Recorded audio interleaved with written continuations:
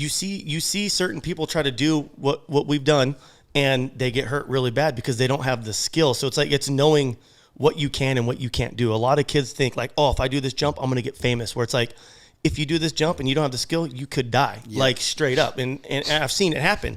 So I think it's just being smart with knowing your skill level, and at the same time going out and marketing yourself in the way that you want to be marketed. Do you want to be a clean cut dude? Do you want to be an edgy dude? Do you want to be an asshole? Like that I feel like that's all it is. And I feel like with me, for like the whole Mark Echo thing, like when I was in militia and my manager at the time, Rich Swisher, came on board, was like, hey, like I see a lot of potential. I think we can do something. No one wanted to mess with me in the industry. Thor didn't want to mess with me.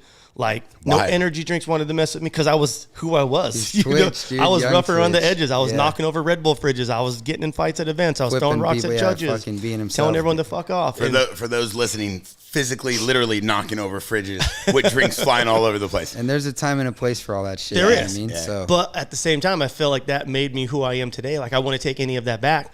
But Rich Swisher took the chance with me and like went to these people like, hey, he's going to be he's going to clean his act up. He's not going to be smoking weed on camera. He's actually going to be quitting smoking weed, which I never quit.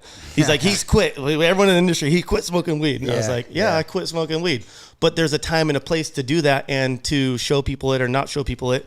And he went and talked to everyone, just like, hey, we're going to do this. He's going to take it serious. He's going to win, blah, blah, blah, blah. Yep. And that's when I took it serious and I went and started winning. I would say for the kids, like basically, number one, you got Instagram now, views. Like you get a lot of fucking views, people are going to want to put their logo on you. That's number one. But then what Twitch is saying, you got to put in the work, whether you got skill or not. Like fucking McGrath, all the skill in the world. Carmichael, put in the work. Yeah. So put in the fucking work, because you're not going to go out and hit some big jump and then you're on the couch for 6 months because you broke your fucking leg. Like go train, hit the track, work out, be in shape, learn how to ride, then go hit the big shit, get the views. And then the other thing, your reputation's huge. Nobody wants to work with a shithead. So if you say you're going to do something, you do it. Yeah, like have a good reputation. Come through with what you said you were going to do. Don't fuck a bunch of people over because it's a small industry.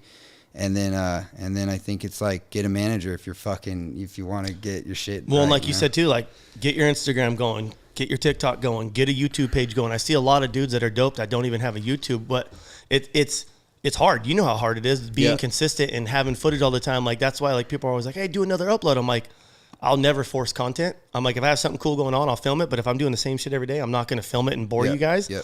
And I feel like you do a good job with that. With like, you're always putting out YouTube videos. You guys are always doing stuff. And I feel like younger me, I would have done that all the time. Now where I'm like, I don't even care. Like if I get a video out, I get a video out. I'm like, I'm still I'm cruising right along, having fun, and I'm busy as hell. Yeah, it's just time management. It's like, you got to fucking direct a filmer. You got to get the right shots. You don't want to put out garbage. You got to oversee the edit.